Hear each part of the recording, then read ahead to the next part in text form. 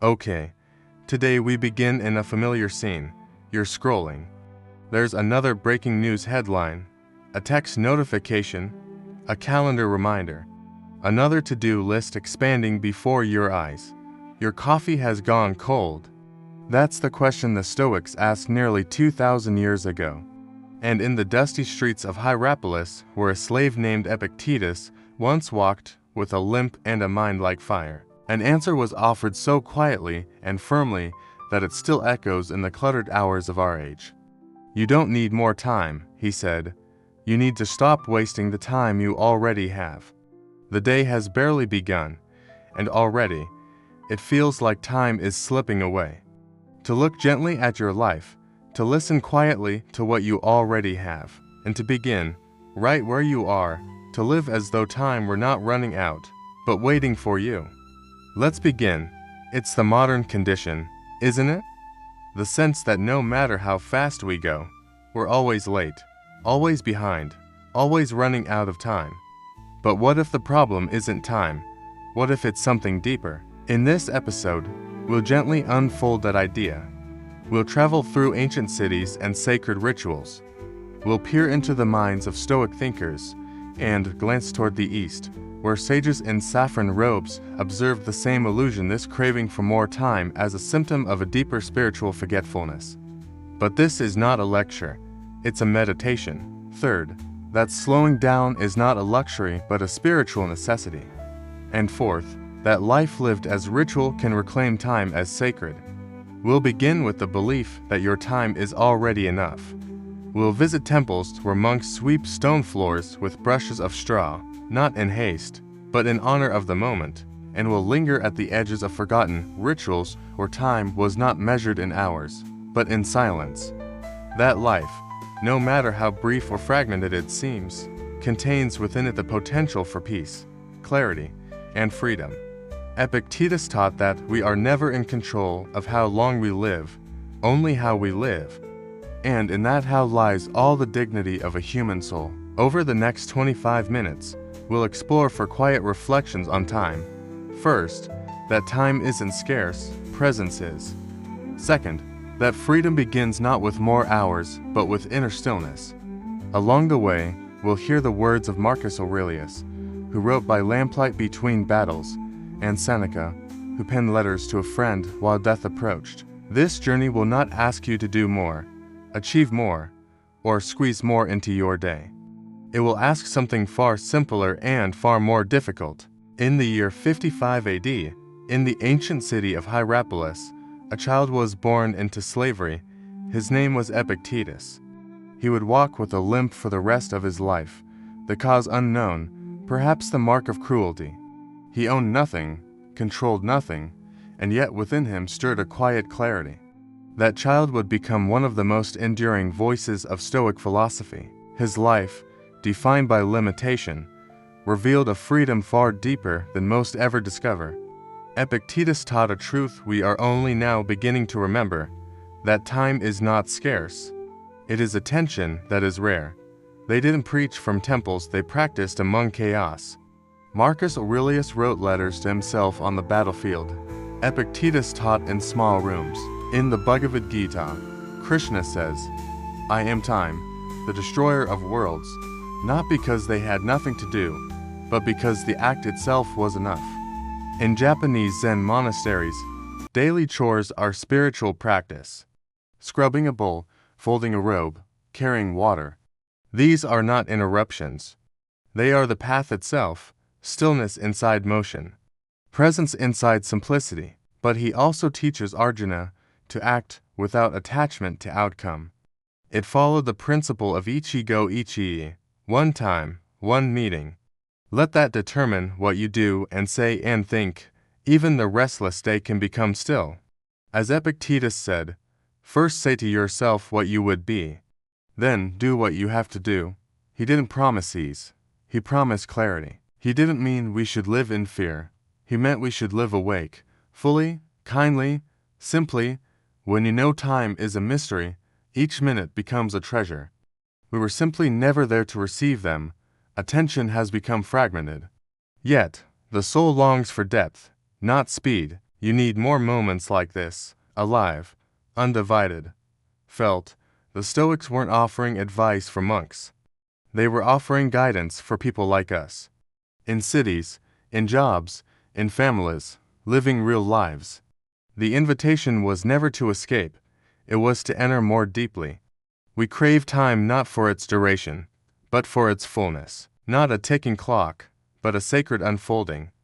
And once we stop trying to outrun it, we begin to live inside it. And in that presence, you'll discover the truth Epictetus lived by. Time is not scarce, it only asks that you show up. Time is not the thief. Forgetfulness is.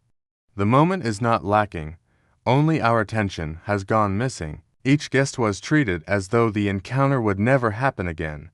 Tea was poured slowly, words were few, the silence spoke. Time was not measured, it was honored, to be fully here, now, in the sacred present. The war is not just on the battlefield, it is in the distracted mind. Their lives were not tranquil, but their minds were. He often told his students to treat each day as a training ground, not to chase perfection, but to build presence. Begin by doing ordinary things with full awareness. Walking, eating, listening, each is an opportunity to return. That was the point. Peace is not a gift of circumstances. It is a discipline of perception. For the next minute, stop, breathe, feel the air. Notice your thoughts without chasing them. This is not a break from life. This is life. When attention enters the moment, time stretches. It breathes, it softens, you feel the texture of now. And in that awareness, you are no longer poor in time. You are rich in presence. We don't suffer because we lack hours in the day. When we are fully present, a single moment blooms open. One conversation, one deep breath, one act done without rushing can feel timeless. But when we split our attention, when we multitask endlessly, an entire day collapses into a blur. It's not the quantity of time that shapes a life, it's the quality of attention within it. We suffer because we are rarely present for the hours we do have. The mind drifts, splits, scatters. You check your phone before your feet touch the floor. Notifications, news, deadlines, messages, coffee is brewed while emails pour in. You glance at headlines, half listen to voices, think about what's next. The day begins, but you aren't really there, not fully, not yet. And so, time becomes something we lose before we ever really enter it. He once said, "It's not that we have a short time to live, but that we waste much of it." Seneca echoed the same warning. Imagine guarding your house with locks, your money with passwords, and your time open, unguarded, spent on worrying, scrolling, distraction. The problem isn't the clock. The problem is how absent we are from our own life as it passes. Let's bring this into today. Picture a typical morning. The Stoics understood this illusion. They lived through war, disease, exile. Attention expands time. That's the secret. In the East, this truth also took root. In the Upanishads, time kala is not the enemy, it is a force to understand. Across centuries, monks have swept temple floors slowly, bowing before brooms. In 2022, archaeologists uncovered an Edo period tea house buried beneath urban Kyoto. Inside was a small ceremonial room. Contrast this with today, we sip coffee while checking headlines. We eat while answering emails. Moments pass unnoticed, they're not lost. Epictetus offered a simple remedy. Begin small. Just notice. Where is your mind? Try this now. Marcus Aurelius wrote, "You could leave life right now." If this sounds impossible, remember, presence is not a performance, it is a returning, again and again. Even the wandering mind can be called home. You don't need more hours. Because when we are present, we remember what time really is. So return, gently, repeatedly. Each breath is a beginning. Each pause is a doorway. In the heart of Rome, during the 1st century AD, a group of students gathered around a former slave. They were not there for entertainment, they were there to learn how to be free. The man speaking, Epictetus, had no wealth, no political power, and no physical strength. External events, health, weather, reputation, even death are not in our power. He knew what it meant to have no say over your external life. But even in chains, he discovered that no one could imprison his mind. "You may chain my leg," he said, "but not even Zeus can overpower my will." That clarity, that separation between what is and isn't in our control, became his liberation. But between the stimulus and your response, there is space. The Stoics called that space prohairesis, the faculty of choice. Viktor Frankl, much later, would echo it.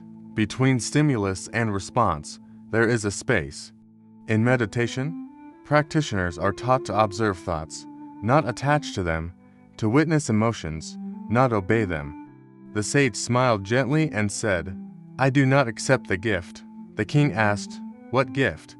It's easy to believe that control means fixing all of it. But that kind of control, an illusion, the only control we truly possess is inward. It's not easy, but it's always available. One trains the inner fire, not to dominate others, but to purify the self. Not to escape the world, but to train their attention, so that when the world becomes loud, their center holds. You might begin in the morning not checking your phone, not rushing but sitting quietly, just listening, just breathing. Then, as the day unfolds, carry that stillness into each conversation, each frustration, each disappointment. This is the daily discipline of freedom. Their freedom is not found in control, but in non-reactivity. They've made peace with what they cannot change. Over time, stillness becomes not a retreat from life, but a foundation for engaging it more skillfully. It's not found in perfection, but in pause. In that brief moment where you choose not to lash out, not to spiral, not to grasp, but to breathe. The loss, the confusion, the noise, it will all come. But if we've trained our attention, if we've built even a small well of stillness, then we are not helpless. We are not bound, we are not tossed by every wave. He wasn't writing for us, he was writing to himself. That is the freedom no one can take. That is the freedom always within reach. Because freedom, real freedom, is not what others see. It's what we know when we're alone. It's what we feel when we've chosen clarity over chaos. The sage replied, "The anger you have handed me, I did not accept it. So it remains with you." This is freedom not in defiance, but in calm refusal to internalize what does not belong. Over time, this practice rewires the nervous system. One becomes less reactive, more grounded. Can you loosen the grip? Just a little. Can you meet life not with resistance, but with rootedness? This is not escape, it is the most practical freedom imaginable. In that space is our power to choose our response. Epictetus told his students, "Don't explain your philosophy. Embody it. The work is not to get it perfect. The work is to return, again and again, to the choice point. To reclaim that stillness. In our response lies our growth and our freedom. Our judgments, choices, desires, and reactions are." When Marcus Aurelius governed an empire under siege, he returned each night to a journal not to strategize, but to reflect. To re-anchor in stillness, he reminded himself again and again, you have power over your mind, not outside events. Realize this, and you will find strength. Freedom, therefore, is not in mastering the world, but in mastering how we meet the world. But his presence was calm, grounded, and fiercely uncheckable. And what he taught was radical. Freedom, he said, has nothing to do with your surroundings. It is entirely a matter of your inner condition. That message feels even more urgent today. We live in an age obsessed with control. We plan, track, schedule, automate. To prepare the mind for insult, misfortune, discomfort. Not out of pessimism, but so they wouldn't be caught off guard. If you want to improve, he said, be content to be thought foolish and stupid with regard to external things. He meant, let go of how you appear. Focus on how you respond. Imagine a stressful meeting. You can't control how others behave. You can't control whether you're praised or dismissed. But you can control your preparation, your tone, your composure. That is where your freedom lives, not in bending the world, but in standing unshaken within it. We chase financial security, manage our image, and seek mastery over the future. But how often do we feel truly free? Epictetus dismantled that illusion with a simple idea: some things are up to us, and some are not. This was not just theory for him. Epictetus had been owned. We see this echoed in the Bhagavad Gita, where Krishna tells Arjuna, "You have a right to your actions, but not to the fruits of your actions." This distinction frees the heart from entanglement. Act with purpose. Release the outcome.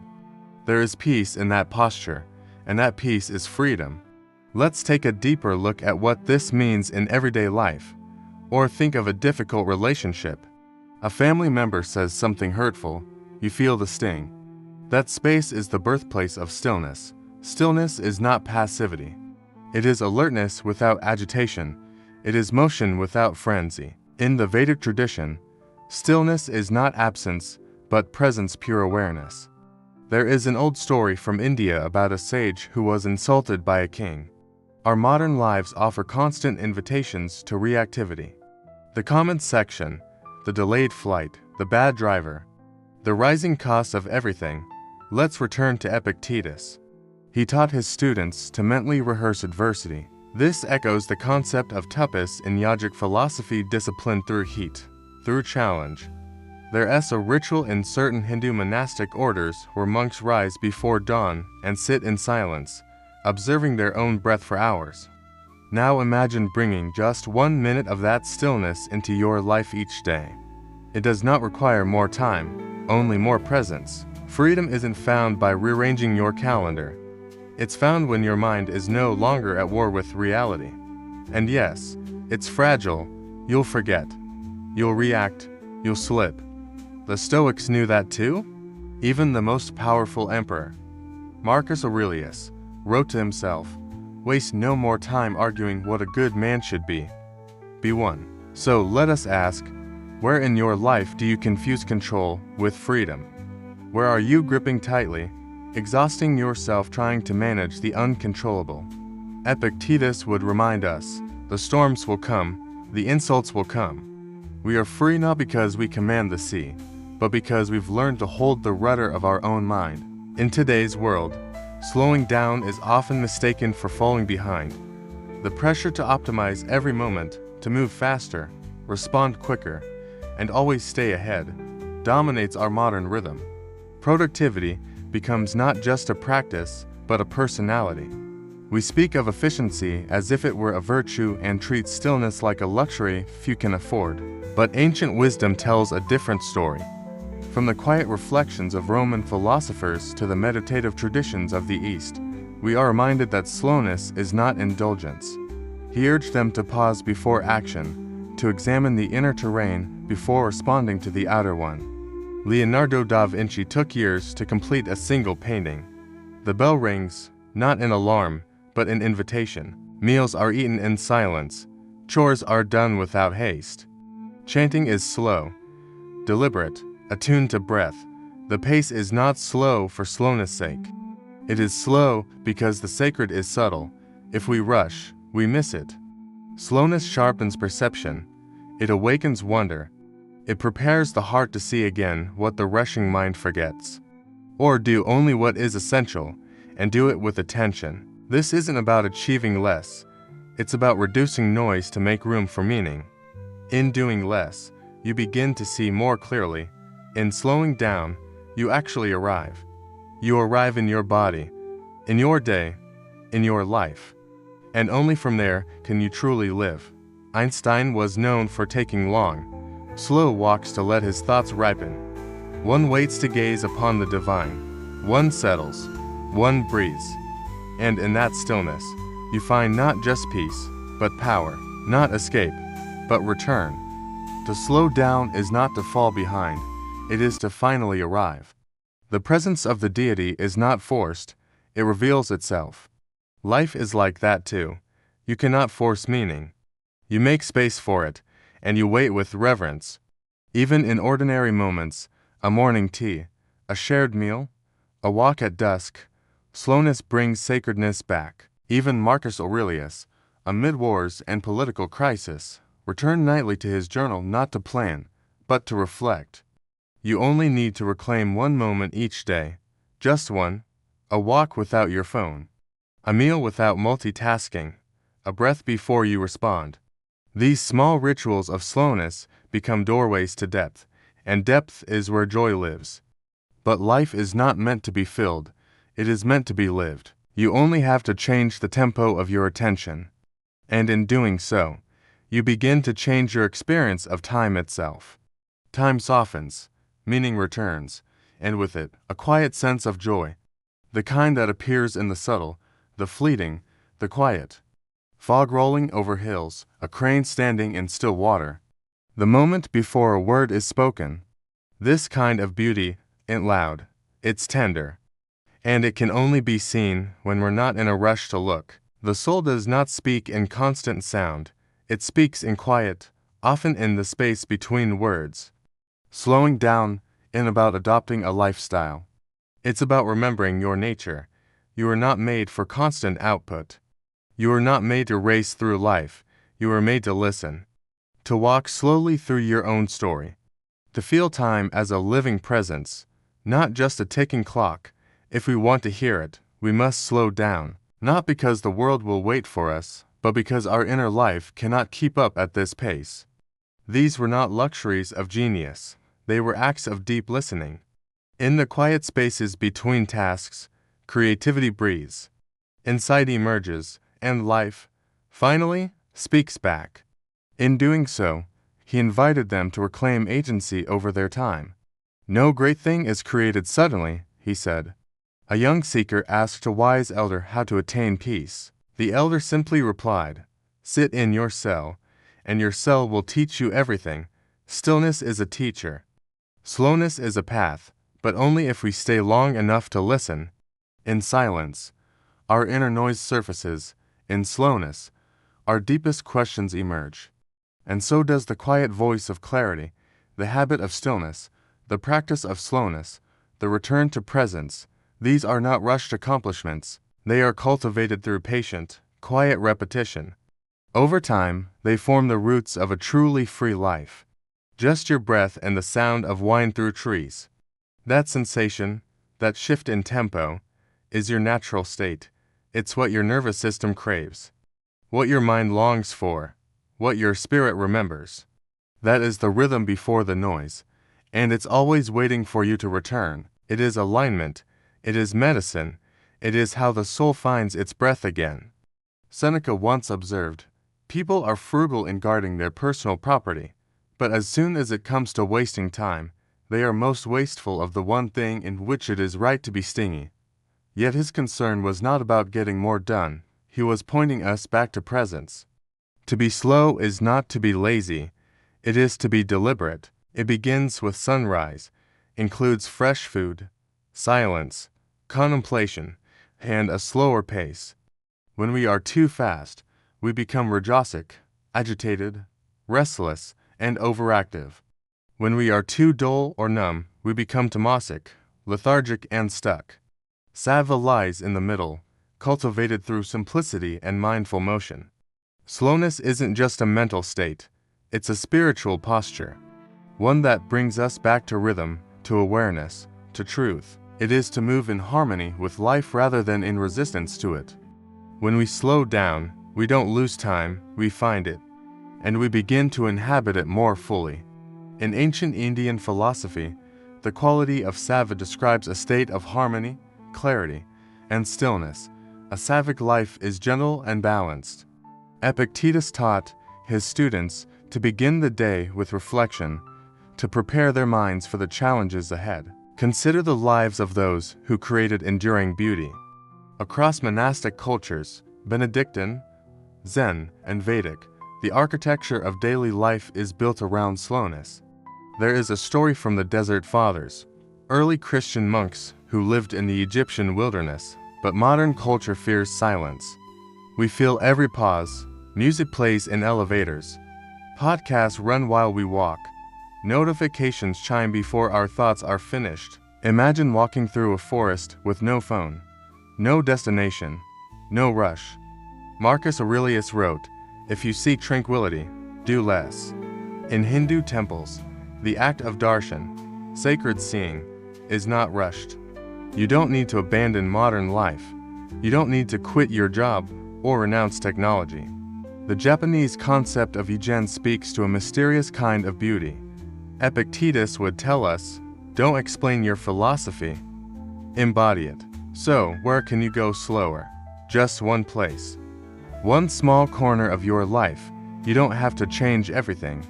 When difficulty comes, and it will, your slowness becomes your strength. You are not rushed. You are not thrown. You move from your center, not your panic.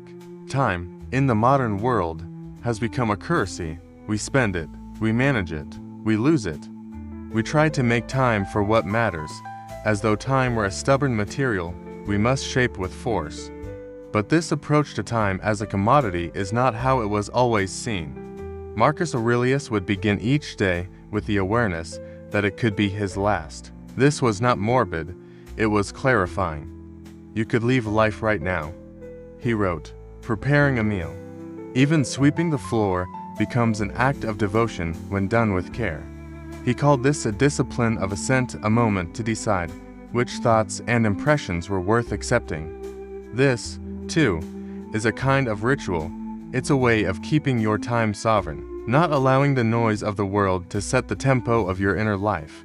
Instead, you choose how to begin, what to carry, and what to leave behind. This is the essence of ritual, not the action itself, but the quality of attention within it. A breath between tasks, a walk before dinner, a short moment at sunset. It returns again and again to the same place, just to feel it more clearly. Taking 5 conscious steps when you rise from bed. Do not aim for perfection, aim for presence. Over time, these small rituals accumulate. They soften your pace, they shape your attention. They build an inner altar where the sacred can enter. Sacred time is not longer time, it is slower, fuller, richer time. It is about meeting the world with reverence. You do not need to change your entire day. You only need to bless one moment of it, and then another, until your life, too, becomes a quiet offering.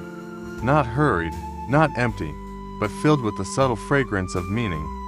And it begins the moment we say, "This matters. I am here.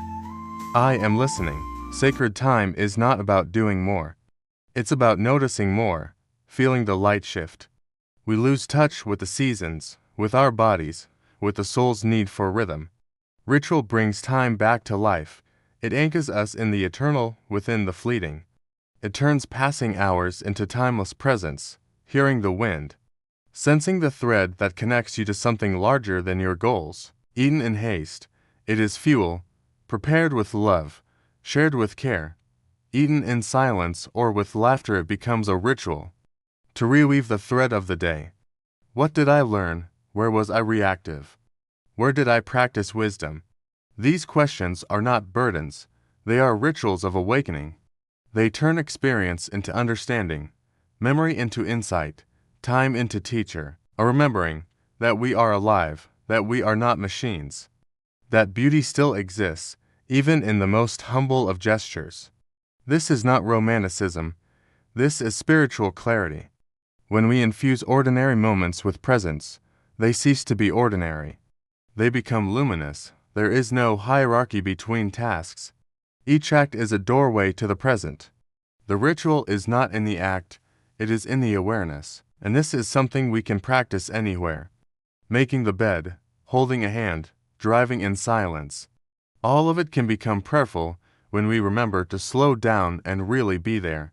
Let that determine what you do and say and think. In this light, even brushing your teeth or speaking with a friend becomes a kind of ritual. Not because of grandeur, but because you are awake to it. The sacred enters not through spectacle, but through attention. In earlier cultures, time was sacred. It flowed with rhythm, not pressure. It was not managed, it was honored. And when we forget this, when we reduce time to a spreadsheet of tasks, we lose something essential. We lose reverence, and without reverence, Even the most beautiful life begins to feel mechanical. To reclaim the sacred, we must first remember, time is not empty. Every hour, every breath, every sunrise holds meaning not because of what we do, but because of what it is. In the Vedic worldview, time is not linear, but cyclical, echoing the rhythms of nature. There are hours for silence, for work, for devotion, for rest. These rhythms are not obstacles to productivity, they are the architecture of harmony. When we live in rhythm, not against it, time itself becomes a sanctuary. The Stoics, too, recognize time as something to be honored. Ritual does not require incense or temples, it begins with presence. Drinking your morning coffee without distraction, sitting in silence before opening your computer, lighting a candle before reading. These are not performances, they are signals to the soul. They say, "You are here, this moment matters," and when we treat time as sacred, we begin to feel less like we are running out of it and more like we are held within it. In Hinduism, the concept of puja refers to any act made sacred through intention, offering a flower, pouring water. Epictetus advised his students to prepare their minds before entering the day. You don't need a perfect schedule, you need sacred pauses. These are the spaces between things. In Zen tradition, monks perform even the smallest duties, washing rice, folding robes with total presence. Why does this matter? Because without ritual, time collapses. It becomes flat. Days blur, weeks pass. Think of a meal. Marcus Aurelius would write nightly reflections not to record events, but to re-anchor in meaning. We live in a world that rewards haste, but the soul does not move quickly. It lingers, it deepens. Begin simply, choose one ritual. Lighting a candle each evening, breathing for 1 minute before opening your phone. Reclaiming time as ritual is not about retreating from the world. We began with the question, what if you don't need more time?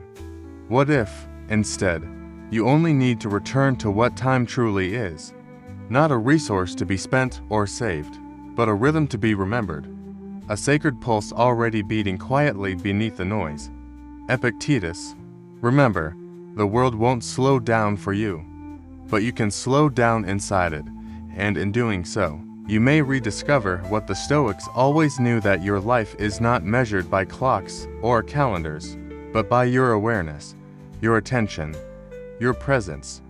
In his simplicity, we find stillness, not because life is always calm, not by changing everything, but by noticing more, slowing one step, honoring one meal, letting one moment matter. You don't need more time, you need more life inside the time you already have. And maybe now, before we end, a question for you to carry. When was the last time you were completely still? No input, no rush, just being, but because we are. The sacred does not hide in distant temples. See you in the next meditation. It waits in your breath, in the space before a reply, in the silence between two thoughts. That kind of presence cannot be rushed. It must be practiced. Moment by moment, gently, quietly, deliberately, offered us a compass. He reminded us that freedom is not found in adding more hours, but in choosing how we meet the hours we have. He did not preach hustle, he taught harmony. It's not that we have a short time to live, Seneca echoed, but that we waste much of it. These words were not meant to shame, but to awaken, to guide us back to the center. And at that center, from the Stoics of Rome to the sages of India, we have been told the same truth in different languages, that the quality of our life does not depend on the quantity of our time, but the depth of our presence. To live well is not to fill the calendar, but to empty the self, to become available to beauty, to wisdom, to meaning. So perhaps we can begin again. The next time you feel like life is moving too fast, thank you for walking this journey with us.